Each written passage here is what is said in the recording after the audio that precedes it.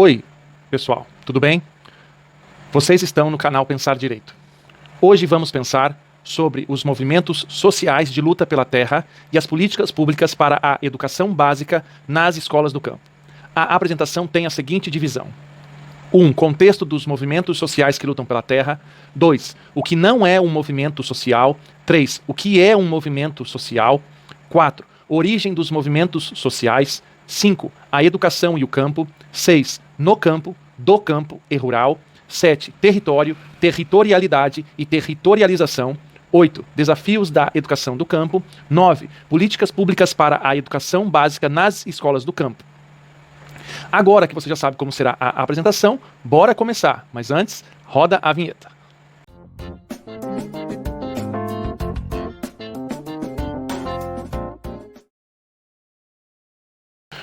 Contexto dos movimentos sociais que lutam pela terra.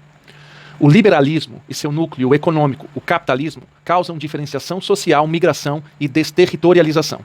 A diferenciação social refere-se à estratificação, a desigualdades e às classes. A migração e a desterritorialização referem-se a lutas entre os agentes sociais em suas relações de poder em torno do território. As relações entre campo e cidade, entre interior e metrópoles e entre periferia e centro entram nesse contexto de migração e desterritorialização, que faz parte da realidade dos movimentos sociais que lutam pela terra no Brasil. 2. O que não é um movimento social. Os movimentos sociais são grupos da sociedade que, diante dos conflitos sociais, lutam por visibilidade, reconhecimento e dignidade. Os movimentos sociais são diferentes dos grupos de interesse, dos grupos de pressão e da ação coletiva. Nos grupos de interesse, como o próprio nome já diz, as pessoas estão unidas por um interesse bem determinado e específico. Nos grupos de pressão, os objetivos são bem claros em torno de fatores econômicos. Já na ação coletiva, as pessoas buscam mais acesso à renda e a serviços.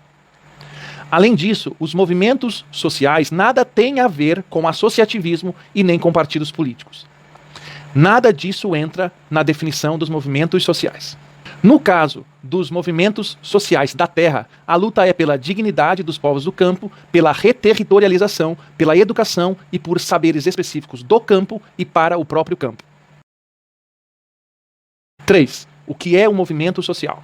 Mas, então, o que é um movimento social? Há dois modelos de definição. No primeiro, o modelo culturalista, o aspecto da identidade cultural prevalece. No segundo, o modelo classista, o aspecto da estrutura e relações sociais prevalece. No entanto, há uma terceira via que busca definir os movimentos sociais unindo essas duas perspectivas. Nessa terceira via são utilizados os seguintes critérios para definir um movimento social: movimentos e grupos sociais, ação de grupos, ação coletiva e esfera de ação. No critério 1, os movimentos e grupos formam um coletivo com identidade comum, com uma história e herança cultural comuns que agem visando interesses comuns. No critério 2, a ação coletiva da classe está sempre em movimento. No critério 3, não apenas as estratégias de ação, mas também as ações são pensadas desde um movimento, nunca devendo ser vistas de forma isolada. Por fim, no critério 4, a esfera de ação coletiva do movimento nunca deve ser confundida com as esferas pública, privada, estatal, governamental e partidária. Portanto, o movimento social trata sempre de uma ação humana, coletiva e na história. Os exemplos são mobilizações, protestos, marchas, passeatas, desobediências, rebeliões, revoluções, ocupações, lutas armadas e etc. 4. Origem dos movimentos sociais. Essa terceira via de definição dos movimentos sociais nasceu na década de 60 com as transformações ocorridas na Europa que acarretaram o predomínio de uma visão micro sobre uma visão macro da sociedade. Assim, categorias como cultura, identidade e o prefixo pós passaram a predominar e as lutas transformaram-se em pluriclassistas, transnacionais e em rede.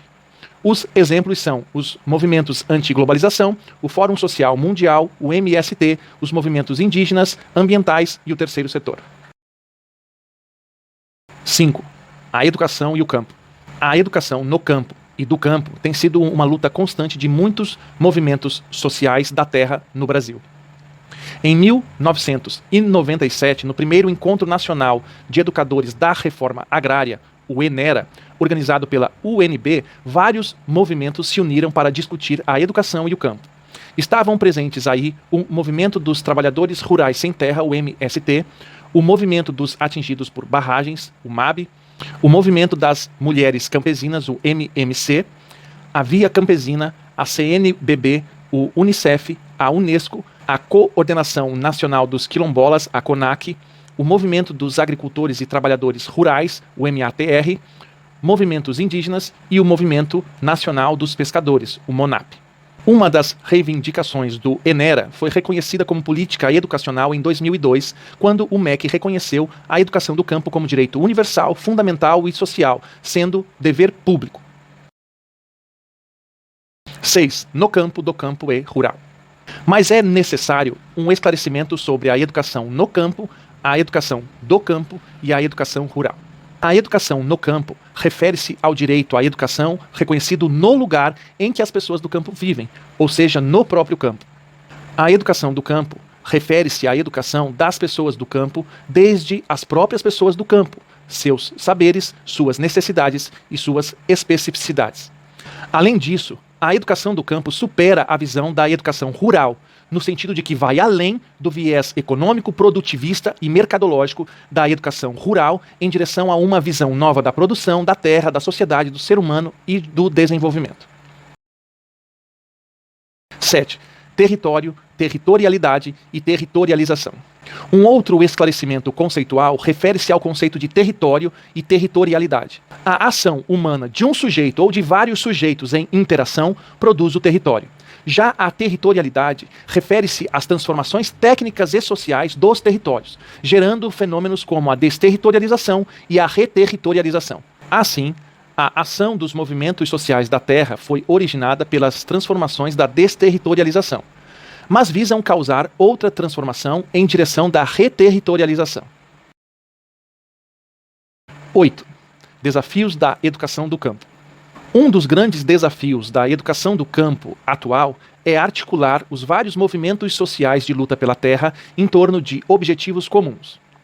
A Articulação Nacional de Agroecologia, a ANA, é uma resposta a esse desafio, que une Confederação Nacional dos Trabalhadores na Agricultura, a CONTAG, Federação dos Trabalhadores na Agricultura Familiar, a FETRAF, e MST. Os objetivos comuns são democracia, ecologia, sustentabilidade, igualdade e dignidade aos povos do campo. 9. Políticas públicas para a educação básica nas escolas do campo. Na aula passada, vimos as diretrizes para a educação básica nas escolas do campo. Hoje vamos complementar com as políticas públicas para a educação básica nas escolas do campo.